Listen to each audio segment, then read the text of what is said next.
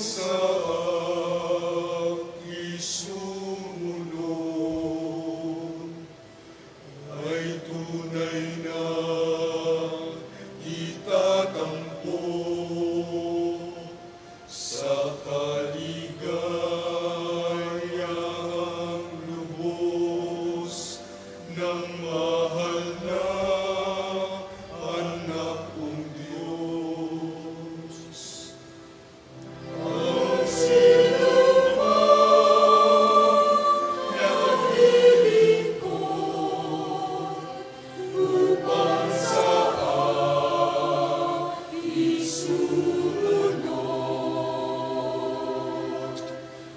ay tunay na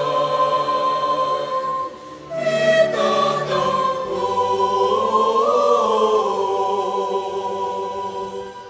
sa kaligayahang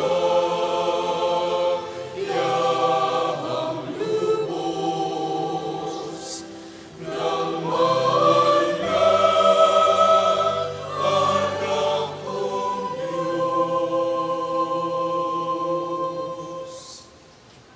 Sumainyo ang Panginoon. at sumaiyo rin. Ang mabuting balita ng Panginoon ayon kay San Juan. Papuri sa iyo, Panginoon. Noong panahong iyon, kabilang ang ilang Griego sa mga pumunta sa pista upang sumamba. Lumapit sila kay Felipe na taga Bethsaida, Galilea at nakiusap, "Ginoo, ibig po naming makita si Jesus." Sinabi ito ni Felipe kay Andres at silang dalaway lumapit kay Jesus at ipinaalam ang kahilingan ng mga iyon. Sinabi ni Jesus, "Dumating na ang oras upang parangalan ang anak ng tao. Tandaan ninyo, malibang mahulog sa lupa ang butil ng trigo at mamatay, mananatili itong nag-iisa. Ngunit kung mamatay, ito'y mamumunga ng marami. Ang taong labis na nagpapahalaga sa kanyang buhay ay siyang mawawalan nito. Ngunit ang napupuot sa kanyang buhay sa daigdig na ito ay siyang magkakaroon nito hanggang sa buhay na walang hanggan. Dapat sumunod sa akin ang naglilingkod sa akin, at saan man ako naroroon, ay naroon din ang aking lingkod. Pararangalan ng Ama ang sinumang naglilingkod sa akin. Ngayon, ako'y nababagabag. Sasabihin ko ba, Ama, iligtas mo ako sa kahirapang daranasin ko? Hindi, sapagkat ito ang dahilan kung bakit ako naparito, upang danasin ang kahirapang ito. Ama, parangalan mo ang iyong pangalan." Isang tinig mula sa langit ang nagsabi, "Pinarangalan ko na ito at muli kong pararangalan." Narinig ito ng mga taong naroon at ang sabi nila, "Kumulog." Sabi naman ng iba, nagsalita sa kanya ang isang anghel. Sinabi ni Jesus, "Ipinarinig ang tinig na ito dahil sa inyo, hindi dahil sa akin. Panahon na upang hatulan ang sanlibutan. Itataboy ngayon sa labas ang pinuno ng sanlibutang ito. At kung ako'y maitaas na, ilalapit ko sa akin ang lahat ng tao." Sinabi niya ito upang ipakilala kung paano siya mamamatay. Ang mabuting balita ng Panginoon. Pinupuri ka namin, Panginoong Hesukristo. Magsiupo po lahat. Isang magandang umaga po sa inyong lahat at maligayang pagdating po sa ating pagdiriwang ngayong ikalimang linggo ng 40 araw na paghahanda.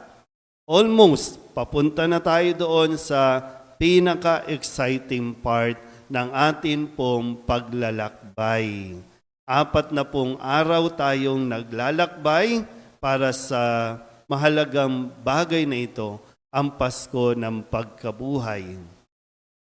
Kung balikan natin ng kaunti ang ating naging paglalakbay, noong unang linggo, sinimulan natin ito sa pagdadala kay Jesus doon sa disyerto na kung saan ay doon 40 araw siyang tinukso-tukso.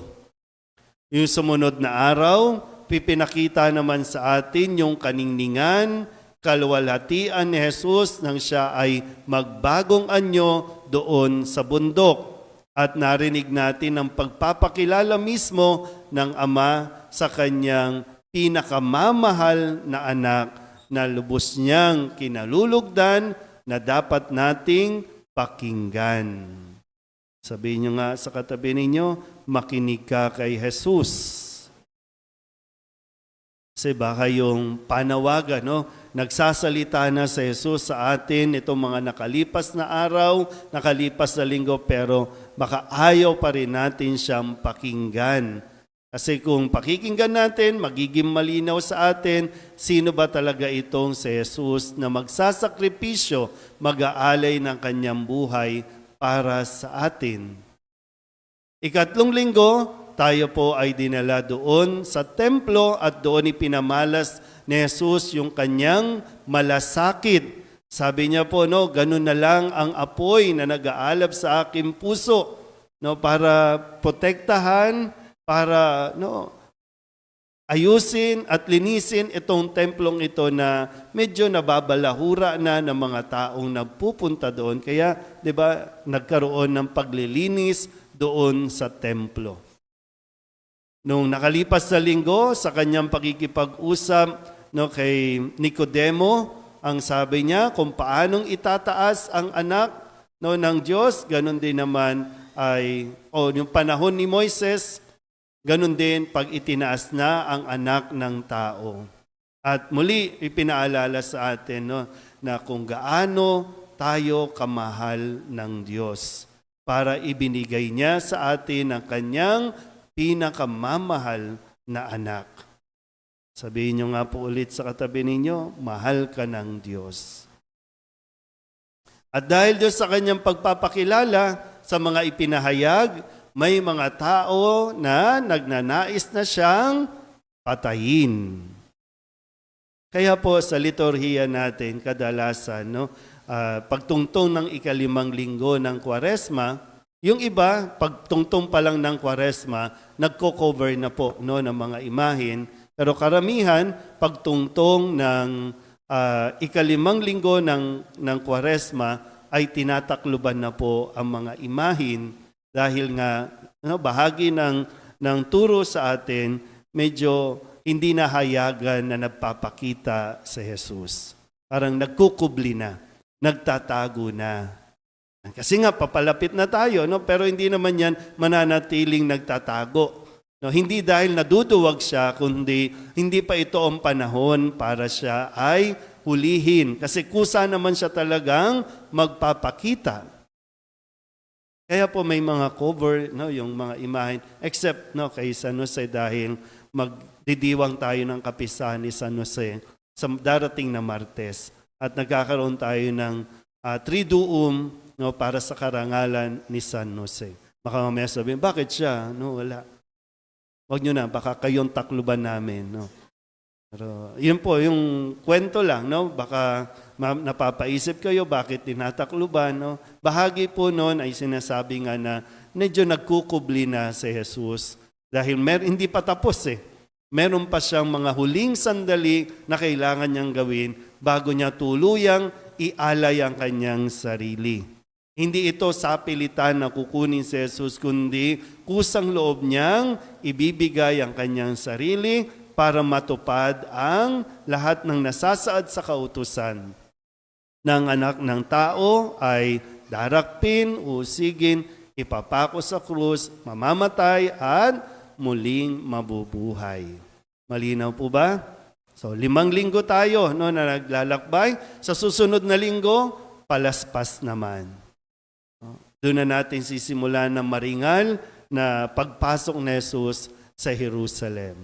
So, kaya may taklob, may naghahanap tuloy, nasaan si Jesus.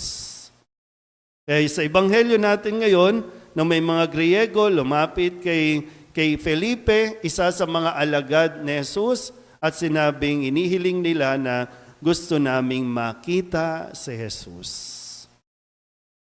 At ipinaalam ito ni Felipe kay Jesus na mayroong mga gustong makipagkita sa kanya. Alam naman natin, alam ni Jesus kung ano ang ating dahilan.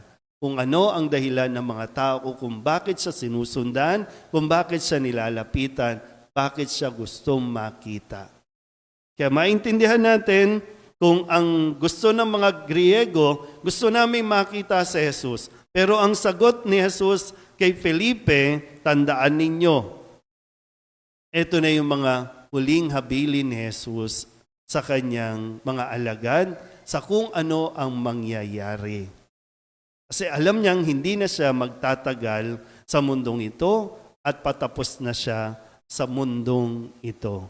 Kaya sabi niya, malibang mahulog sa lupa ang butil at mamatay, mananatili itong nag-iisa. Hindi ito mamumunga. Ang labis na nagpapahalaga sa kanyang buhay ay siyang mawawalan nito. Pero yung mag-alay ng kanyang buhay ay siyang magkakamit ng buhay na walang hanggan. At muli sinabi niya, sa mga gustong sumunod sa akin, saan man ako naroroon, dapat siya naroroon din. So, ito yung tugon ni Jesus doon sa mga taong ibig siyang makita. Bakit? Diba, sa atin po ngayon, sa tuwing nagpupunta tayo ng simbahan, bakit gusto natin makita si Jesus? Ano ang dahilan natin? Bakit tayo nagpupunta ng simbahan? Ano ang kailangan mo kay Jesus? Ano ang gusto mo kay Jesus? Hindi ko alam kung nung panahon ni Jesus, kung meron na tayong teknolohiya, ano ba, gusto nyo lang ba magpa-picture kay Jesus? Parang gano'n, no? Pero dito, hindi kasi sapat at hindi yun ang gusto ni Jesus na makita lang siya. Ang gusto niya, sumunod tayo sa Kanya. Sumunod tayo sa Kanyang mga tinuturo, sa Kanyang sinasabi. Sumunod tayo sa Kanya para matuto tayo. Titingnan muna natin, ano ang ginagawa ni Jesus? Sumunod muna tayo. Matuto muna, mag-aral muna tayo sa Kanya para pagdating ng araw na ikaw na, panahon mo na, magiging malinaw sa iyo. Kadalasan po sa atin, no? Kala natin, pag sumunod tayo kay Jesus, wala nang problema. Pag sumunod tayo kay Jesus, ginhawa lang. Pag sumunod tayo kay Jesus, hindi tayo magkakasakit. O kung may sakit man tayo, kaya tayo gusto natin makipagkita kay Jesus kasi gusto nating gumaling, lumakas ulit. Higit doon yung panawagan ni Jesus na maging dahilan ng ating pagsunod sa Kanya. Huwag lang basta titingnan, huwag lang basta makipagkita. Kailangan mong magdesisyon, susunod ka ba sa akin? At kapag sumunod tayo sa Kanya, kung paano niyang tinanggap ang lahat ng bukal sa Kanyang kalooban, kailangan niyang danasin ang hirap na ito. Kailangan siya lang dapat. O pwedeng pumili ang Diyos ng iba. O pwedeng mangyari yon. Pero kusang inako ni Jesus ang misyon na ito, ang responsibilidad na ito, na tanging siya lang. Napagandang mapagnilaya natin, no? Para bang, bakit ikaw ang may rayuma? Bakit ikaw ang may sakit? Eh pag tinanong ba kita, o sige, kanina mo gustong ibigay yan?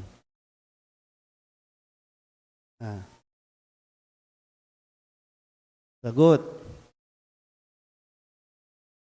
Kasi ikaw eh. At ang sinasabi, hindi dahil pinaparusahan ka, Yun sana yung mas makita natin, no? Hindi sa gusto tayong parusahan, kundi bahagi din ang pwedeng makita na mas mainam na ako na ang magsakripisyo kaysa sila. Di ba? Sa mga magulang, mas okay na ako na masaktan, wag lang sila. Ako na lang. Yun yung kusang pagtanggap ng sakripisyo na kahit na maging mahirap ito, ay magiging maluwag sa iyong kalooban. Hindi madali yun, nadadanasin ni Jesus. Kaya nga sabi niya, hindi ko para bang dadasalin ko ba na wag na lang akong maghirap? Pero sabi niya, hindi. Kailangan ko itong danasin. Kailangan ko itong tanggapin. Alang-alang sa kanyang pagmamahal sa tao.